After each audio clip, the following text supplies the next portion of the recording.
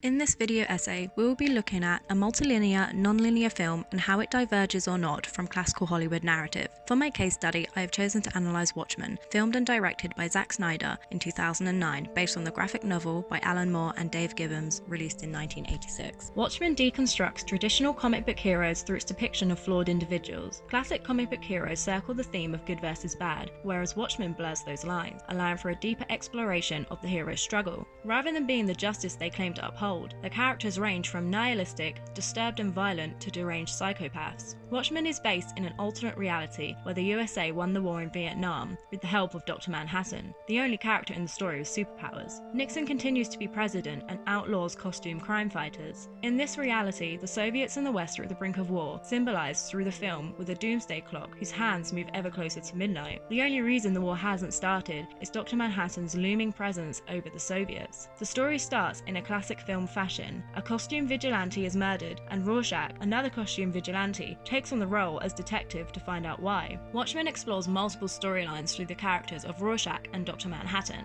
Dr. Manhattan representing non-linear storytelling, and Rorschach's linear plot told through the hero's journey by Joseph Campbell. However, first we need to understand what classical Hollywood is. Classical Hollywood cinema describes the narrative and visual style of filmmaking commonly used in American cinema from the 1910s to 1960s and became the most powerful style of filmmaking worldwide. Most Hollywood movies follow a set of rules in their narrative that follow a clear beginning, middle and end, known as Sid Field's three-act structure paradigm. According to Robert McKee, classical Hollywood narrative is referred to as the arc plot. The arc plot is typically built around the main protagonist who experiences an external conflict. The psychologically driven plot is told using a consistent set of cause and effect relationships in chronological order. Reality remains consistent, and the ending is closed and unambiguous. There is clarity within the film. The viewer should not be confused about space, time, events, or character motivations. Bordwell says, narrative is a chain of events linked by cause and effect occurring in time and space.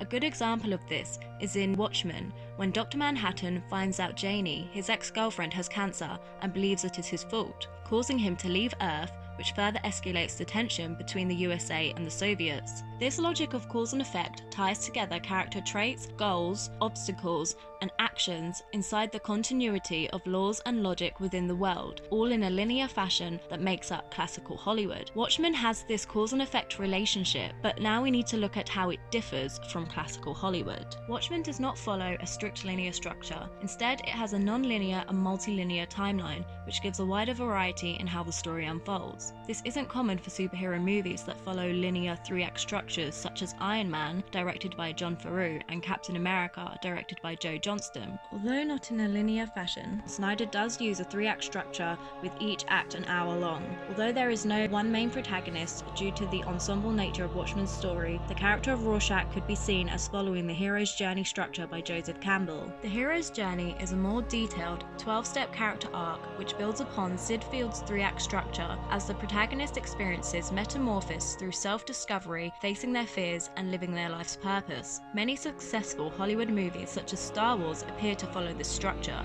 Watchmen explores a variety of complex themes that question the heroic ideal of the hero's journey, the validity of utopias, the fundamental qualities of good and evil, and the dangers of possible world destruction and even world peace. Rorschach's plot has a linear timeline just like classical Hollywood narratives, and narration surrounding Rorschach is restricted as we find out information at the same time as he does. The story is much closer to classical Hollywood than the rest of the narrative and serves as an anchor for the multiple other plots, as it brings everything together into one cohesive movie. This is important when the film diverts onto Dr. Manhattan's story. Dr. Manhattan can control space, time and matter and experiences the past, present and future simultaneously.